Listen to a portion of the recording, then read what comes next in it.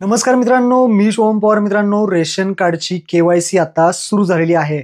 महत्त्वाचं म्हणजे ही केवायसी तुम्ही आता तुमच्या मोबाईलमधून घर बसल्या करू शकणार आहात. ही केवायसी जर तुम्ही केली तरच तुमचे जे काही धान्य आहे ते चालू राहणार आहे. तर महत्त्वपूर्ण हा व्हिडिओ राहणार आहे. रेशन कार्डची केवायसी घर बसल्या तुमच्या मोबाईलमधून कशी करायची या व्हिडिओमध्ये A to Z प्रोसेस तुम्हाला सांगणार आहे. तर व्हिडिओ नक्की आपला शेवटपर्यंत पहा. चॅनलवरती पहिल्यांदा आला असाल तर चॅनलला सबस्क्राईब करून ठेवा. अशाच महत्त्वपूर्ण व्हिडिओज तुम्हाला मिळत राहतात. तर चला मित्रांनो, व्हिडिओ सुरू करूयात.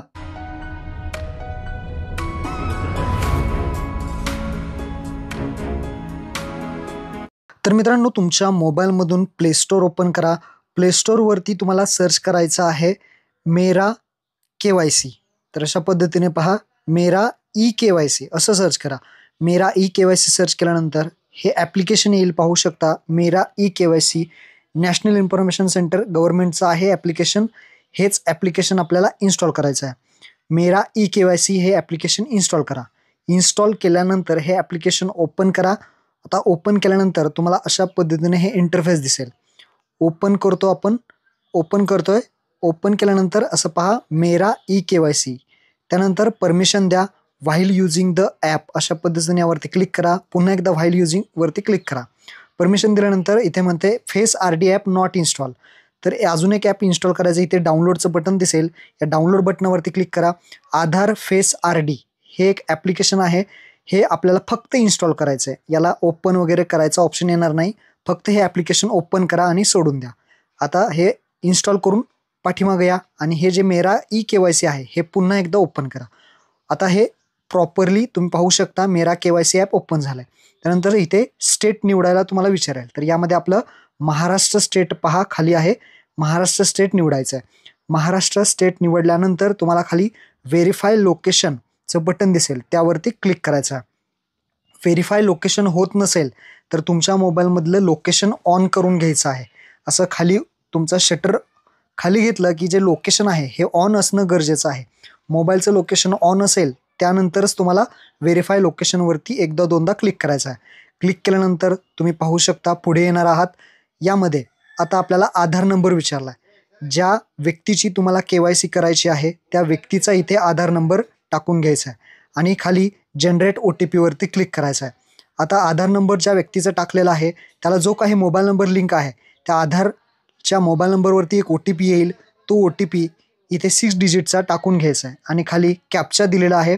तो कॅप्चा आहे तसा इथे एंटर करायचा आहे आणि एंटर करून खाली सबमिट बटनावरती क्लिक करायचं आहे. एकदम सोपी प्रोसेस आहे. जसं तुम्ही सबमिट कराल तर इथे पाहू शकता बेनिफिशियरी डिटेल्स, तुमचं नाव दाखवलं जाईल, होम स्टेट महाराष्ट्र दाखवलं जाईल, रेशन कार्डचा नंबर दाखवला जाईल, तसेच होम डिस्ट्रिक्ट तुम्ही कुठल्या डिस्ट्रिक्टमधले ते दाखवले जाईल. ई केवायसी अप्रुव्हल तिथे काहीच दाखवलं नाही. आधार नंबरचे डिटेल्स दाखवले जाईल. ई केवायसी स्टेटस जर पाहिलं तर पुढे काहीच नाही आहे. आता आपल्याला केवायसी करायची आहे. केवायसी करण्यासाठी खाली फेस ई केवायसी बटनावरती क्लिक करायचं आहे. इथे ॲक्सेप्ट करायचं आहे आणि इथे व्हाईल युजिंग द ॲप इथे परमिशन द्यायची आहे. आता इथे आपल्याला आधार ऑथेंटिकेशन करायचं आहे. यामध्ये स्टेप्स आहेत त्या ॲटोमॅटिक लोड होतील. इथे तुम्हाला काही स्टेप्स दिल्या जातील ज्यामध्ये सांगितलं आहे की तुमचा चेहरा फक्त दाखवायचा आहे, तोंड दाखवायचं आहे आणि डोळे मिचकवायचे आहेत. तर इथे ॲक्सेप्ट करायचं आहे आणि बॉक्सवरती टिक करून प्रोसीड बटनावरती क्लिक करायचं आहे.